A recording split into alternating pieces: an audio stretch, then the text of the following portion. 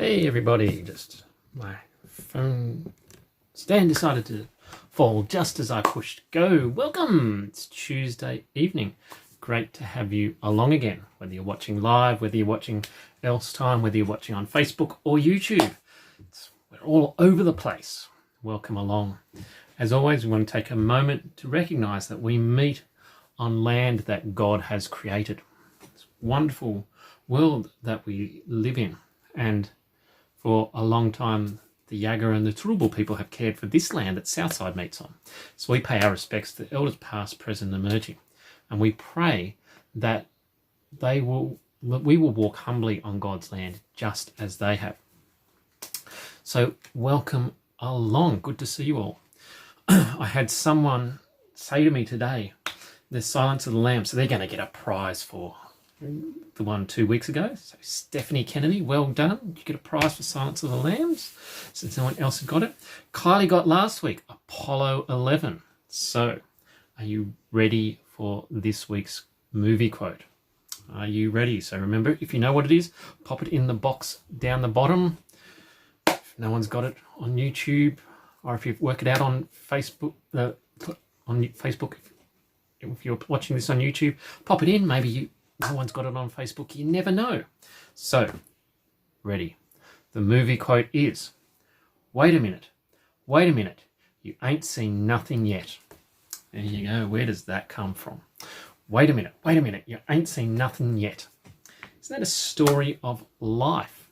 Got to wait and see something exciting. And I thought we'd stop our discussion about culture. We might get some time at the end to do that, but to stop and celebrate. I think so often we race through life and we have amazing moments and we don't stop and celebrate those moments. We don't stop and go, this is, something great has happened.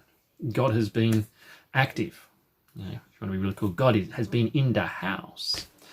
And so I wanted to spend some time this evening talking about Brigades camp that happened on the weekend and just celebrating that time, because there were some wonderful things that came out of that.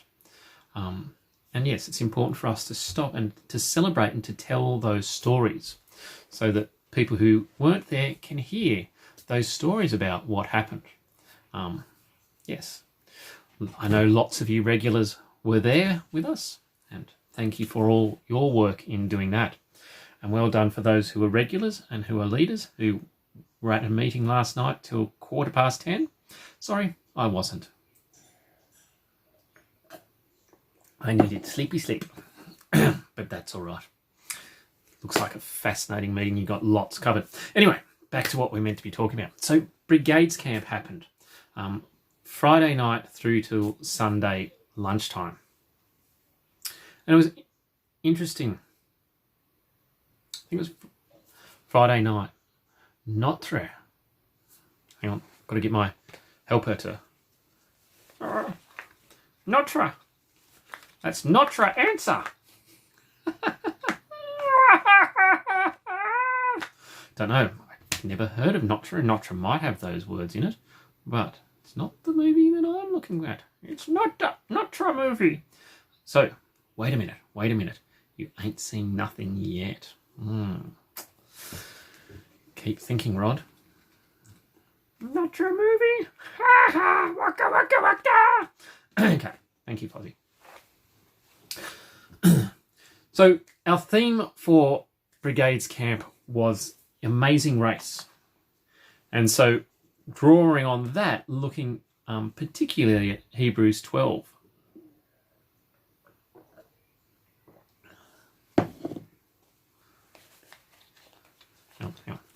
Your absence was noted. Yes, I'm sorry, I forgot to bring Fozzie out earlier. Yeah.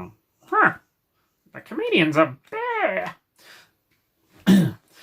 And so, oh no, my absence from the meeting was noted. Yes, I saw that my absence was noted. Sorry. So theme was, see, this is why I wasn't at the meeting, because I'm still tired. The theme was Amazing Race. And so we drew out Hebrews chapter 12. And so Friday night we talked about the end part of verse 1. Run the race with perseverance. And so that sense of life, and particularly faith, is seen as a journey and as a race, and that we need to run that race. And so we started getting the kids to start to think about that. What does it mean that faith life is a race?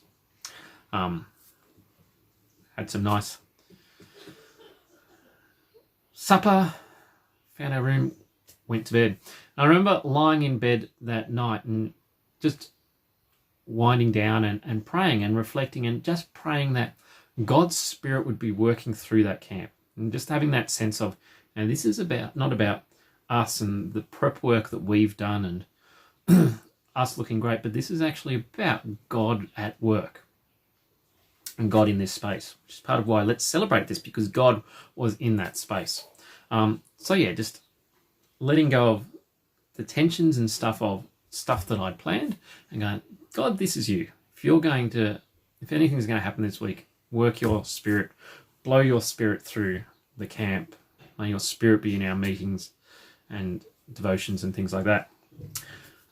So Saturday morning, people got up and presumably in their cabin groups. I noticed them doing it on Sunday when I walked across. I presume they were doing it on Saturday and I just wasn't up early enough to see them.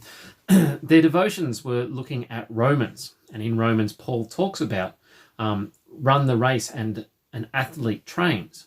So getting the young people to think about, well, how do we train for faith? What are some things that we do?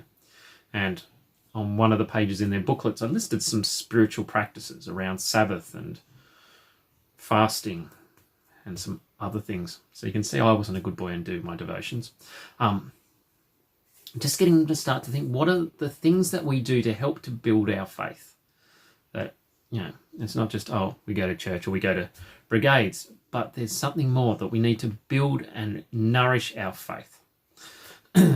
So we looked at that, and then most of Saturday, so had breakfast, and then from after breakfast through to dinner time, had a little bit of free time in the late afternoon, but most of the day, up until afternoon tea, that was it, was Amazing Race. And they were split into groups.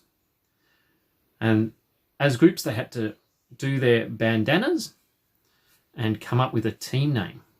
And it was wonderful because all the key leaders were going to be manning different stations on the Amazing Race. So there were 18 stations to be manned, so we all had places to go.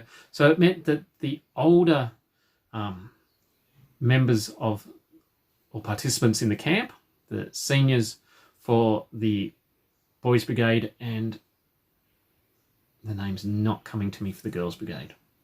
But anyway, the older girls were going to lead those groups. So, it meant our older young people stepping up into leadership and stepping up to take care of young people. So they had a mix in their groups, right down to some of our anchors. So each group had at least one anchor or one of the smallest of the Girls Brigade. Kylie tells me their names and they go in one ear and out the other. I'm a bad children's pastor, aren't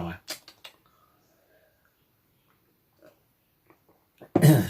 And so the challenge for those older people were to include the whole group, to bring them along. And it was wonderful watching them throughout the day. There's cadets. Cadets is the young Girls Brigade. See, this is why I have Rod in the room. He helps to answer all the things that I don't know or that keep going out of my head. And Dave's in too. See, look at these two clever brigade people. And so it was great to see them. There's one boy in anchors, which is full of energy. There's one boy that just, his mouth doesn't shut, and that's my son, but he was okay. There's one boy full of energy, and it was wonderful to watch one of the older boys who has potential, but probably often doesn't necessarily use that potential. To see him bringing this boy along and including him through the day, to to be honest, if we'd been leaders, we probably would have got really, really just annoyed with him. But to watch this older guy work together with him and to include him in the group, those are the things where you go, this camp was completely worth it. You know, here we have this opportunity for these young people who are leaders or will be leaders to be stepping up and to be doing amazing things. So total success. The kids had a wonderful time. I think maybe one group might have got through all the activities. I know my activity was like, okay, looks really good. How can we simplify it? Because we were sitting around waiting for the first groups. Like there was 6 groups or something. And so they went off and they were going different paths. And it's like, well, someone will turn up soon. And my first group came after, I don't know, half an hour or so. And it's like, well, you're their third group. It's like, oh, if I'm their third, you're going to have to speed up. So I typecast myself. My activity was, I had to put the books of the New Testament in order, which one group did. One group got through the Gospels and then went for the Bible. And the other groups just went, can we use the Bible? It's like, yes, sure. And then they had to unlock their clue out of the thing. And they had a whole heap of keys. It's like, let's just get the keys that go with the locks and they can choose from them. So there's like 5 keys as opposed to there was a bar, or like a container of about 15, 20 keys. It's like, that's going to take forever. So subverted the system, as good youth workers do. But yeah, the kids had a wonderful time running around, getting lost, skipping stations. Like one group apparently just jumped 3 activities and ended up somewhere and thought that was where they were meant to be and continued on. So yeah, a wonderful job.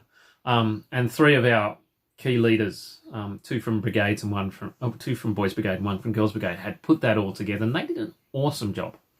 And so claps to Tim and Tia and Lauren for all their work on that one. We then, in the evening after dinner, there was a whole heap of games.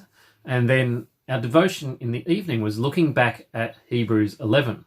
So started with Hebrews 12, went back to Hebrews 11. And in Hebrews 11, you've got that story of all the people of faith. And he unpacks some of those bits of faith and then sort of says, oh, and there's all these other people that I don't have time to mention. And so drew on that sense of, here for this writer of Hebrews, they're trying to find, they're pointing back to the Old Testament, or what we call the Old Testament, what they would call the scriptures, to here are people who've lived out the faith. Here are people that we can follow. And sort of encouraging the young people, this is what we do. We can go back to those in the Old Testament or the New Testament. We can look to people around us. So for some of the people in brigades, particularly in the Boys Brigade, some of the people listening now are, I imagine, some of those people of faith that they look up to and go, I want to be like them.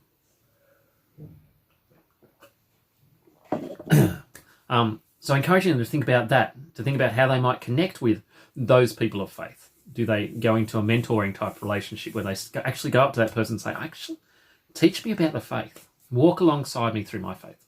And then encouraging them, my passion, as I'm sure you're all onto, looking at the people of great Christians of faith from history and where and what we learn from them. And that wonderful thing that we learn from them, that we can live out this faith, that, it's possible. And so drew on 2 stories. Anthony of Thebes, who hears the story of the rich young ruler and goes, okay, I'll sell all I have and I'll go and live as a monk. I can live this out. Whereas the rich young ruler says, no, I can't. He says, yes, I can. And then wonderful story that I love of Dirk Willems. And Dirk Willems was a Mennonite during the Reformation in the Netherlands. And the Mennonites held to this strong sense of pacifism and that if you see someone in need, you help. And so Dirk Willems is arrested and imprisoned because of his beliefs as a Mennonite. Menno Simons, who was one of the key founders of the Mennonites. There you go. Menno Simons, Mennonites. Seeing the connection there. He, for most of his life, didn't sleep in a bed more than about once in a row. He was just on the move because otherwise he would have been arrested. But Dirk Willems is arrested, and he manages to climb out of the window using the rags. You think that that's just in movies, but apparently it happens. And he gets down, and where he's being held is an old palace, and so it's got a bit of a moat, and the moat's iced over. So he starts heading across the moat. And as he does, a guard sees him, and the guard follows. And the guard falls through the ice, and Dirk Willems hears the crack of the ice and hears the guard call out for help. And he suddenly has to stop and think, well, my faith says if I see someone in need, I have to help them. And so he does. He goes back and helps the guard out. He's rearrested, and fairly shortly after, he's burnt at the stake. I didn't tell that bit to the young people. I thought we'll skip that bit. The even worse bit is the story goes that the wind was blowing in the wrong direction, and so he burnt really slowly, and apparently his cries were heard from a nearby village, and they sort of sent a message to go, can you just kill the guy, because the crying and screaming is just annoying us. So there you go. You don't add those bits with the young people. But yes, trying to get them to think about this faith and this race that we run. Others have run it before us, and so we can run it. It's possible. We can do those things. And then the younger ones, I must be a younger one because I went to bed then too. Yes, I'm a younger one. We went to bed while the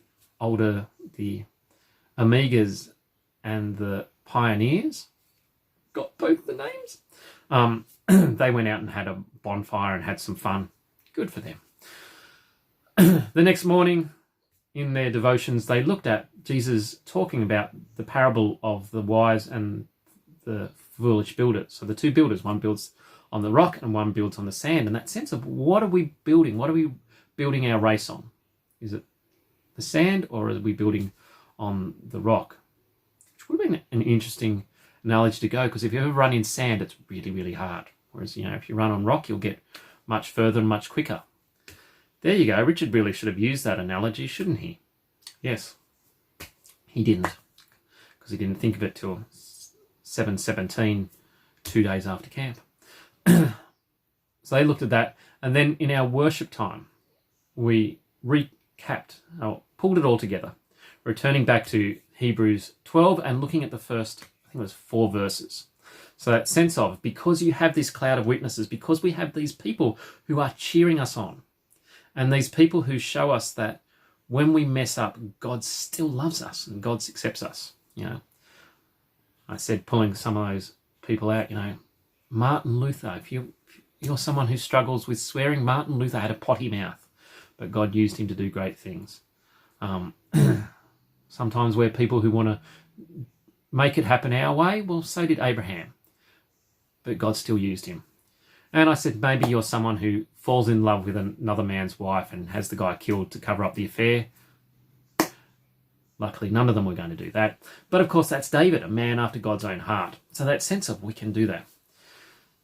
So that sense, and so therefore, because we have these people cheering us on, then we can let go of those things that hold us back and run the race, focusing on Jesus and encouraging them to focus on Jesus, to be reading the Gospels regularly, to be reading the whole of a Gospel. I know I was sitting I think it was in the Zoom time last year, and one of our senior leaders was leading devotions and talking about, don't read too much at a time, just read a little bit. I thought, this is going to rock your cage.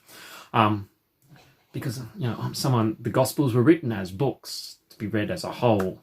We just chunk them up in the 11th and 12th century into chapters and verses because that made it easier.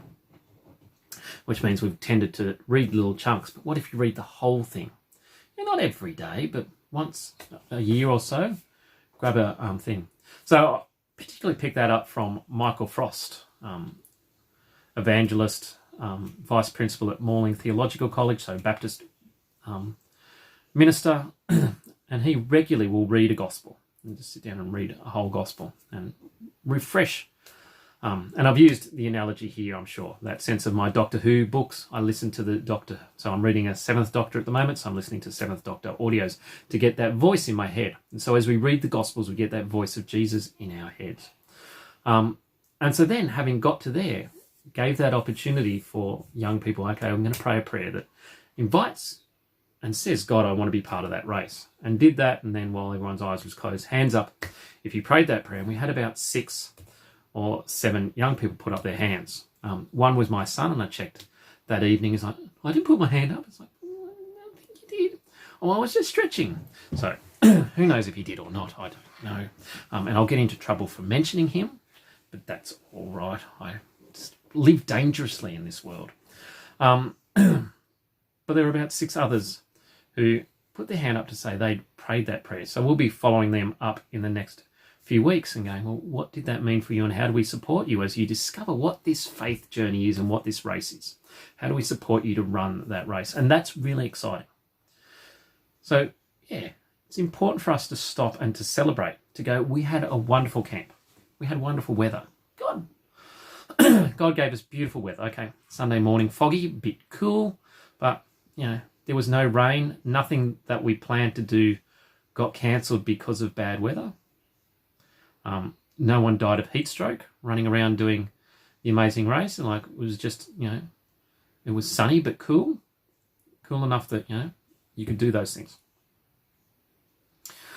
We did have one boy fall over into the spiky bits and get spikes all over himself, but that was a completely different story. So we celebrate that we had wonderful weather. We celebrate that the Amigas and the pioneers were able to step up into leadership of those groups, and they did a beautiful job. And again, that encouragement to them, as I was talking about, spiritual examples, that for the anchors, for the juniors, those seniors, and those pioneers for the cadets and the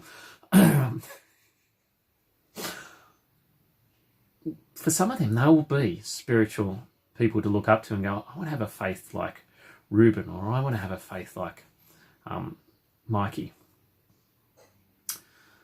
And so we celebrate them stepping up into leadership. And we celebrate that at least 6 people, that was an important point on their faith journey there, where they went, okay, we want to recognize this race. And we either want to step into the race, or we want to recognize we've sort of drifted off the race and we want to connect back in and we want to take this seriously.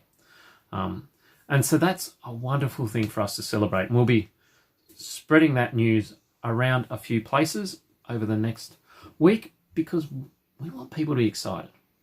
I think one of the challenges for the Uniting Church is we often talk about we're no good at evangelism and we don't do evangelism. And to a certain degree, that's sometimes true. We probably do evangelism a little bit differently to others, but we can do it. The junior and senior girls. Yes. See, all these people that help me out. And so we celebrate. We celebrate that God was active. And yes, the Uniting Church, we do evangelism, but that sort of prayer type, say the prayer or altar call type thing, is a bit foreign to us. And sometimes we need to dabble our foot in that way, recognizing that there are other ways for faith. That sense of, was talking with someone today and, talking about Oliver, and it's that sense of, Oliver, to a certain degree, is sort of into faith now. And it's almost that sense of he'll be like Kylie, probably, that there may not be a set moment where he'll be able to go, yes, that was when I became a Christian. He might just all grow up being that follower of Jesus. For me, there was a time when I prayed a prayer, and that is the defining moment. I can go, yes, I was sort of heading there, I was working it out, but that's my defining moment. March in 1990. I think it was. Could be 91. It's how defining it was. Dad, Richard. But yes, so we celebrate. And so we need to stop and celebrate these wonderful things. We might in the past have called them victories, sort of getting away from the sort of, sometimes that makes us uncomfortable about sort of the war battle type imagery that the church used to do. But we need to celebrate these wins. We need to celebrate these wonderful things where God rocks up. God's Spirit was there. God's Spirit was moving, and God was doing stuff through us and despite us. God was active. And so we celebrate and look forward to the future. I'll go to the next year's camp with excitement going, yeah, okay, this is a wonderful thing. I'm not going on. But I've learnt, bring your own brown sugar. We lovingly had porridge each morning, but there was no brown sugar for my porridge. I'm going to sneak in a little container of brown sugar next year. There you go, boys. Watch out for it. So if you want some brown sugar on your porridge next year, I'll be the dealer. Get your brown sugar. I still need some sleep. So we won't look at culture stuff today, but we will celebrate. And hopefully in the weeks to come, we'll have heaps more to celebrate. I know last year we touched on Fun in the Sunday when we were in the middle of it. And we celebrated some of the first day of that. We might do that again this year, who knows. We'll continue to look around. Where are the things where we can celebrate that God is active amongst our young people? Because we need to hear these stories to invigorate us and to go, yeah, we can run the race. Yes, things are happening at Southside. Things are happening in our brigades. Things are happening in our ministry to young people. It's easy to look around and go, oh, maybe we don't have as many young people. Maybe we don't have the thing. Yeah, Dave's with me for the brown sugar. It's just not the same without brown sugar. It's just something about porridge. Used to love when it get winter at college, because I lived on campus at college during the week, and you'd get porridge and brown sugar on, and it was lovely. Totally irrelevant. But yes, we're going to celebrate. We need to celebrate more. And not just in this space. We need to celebrate all the things that happen at Southside to go, yay, God is active, God is working, God is doing wonderful things. So thanks for joining us again. If you have things that you see that you want to celebrate, please let us know. Whether they be in the general church, and we'll put them through the notices in. We love to have good news stories. If it's stuff about ministry with young people that you want to share, we'll find ways to share that. Kylie saw brown sugar. Oh, didn't tell me. Tut, tut, tut. We'll celebrate. Thank you for joining us. I'll go and raid the brown sugar in the cupboard. No, I won't. Have a great week. See some of you on Friday, Thursday, when I leave this room. See others of you around. Have a great week. See ya.